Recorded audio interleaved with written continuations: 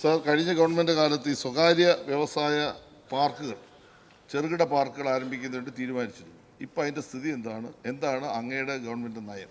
ബഹുമാനപ്പെട്ട മന്ത്രി.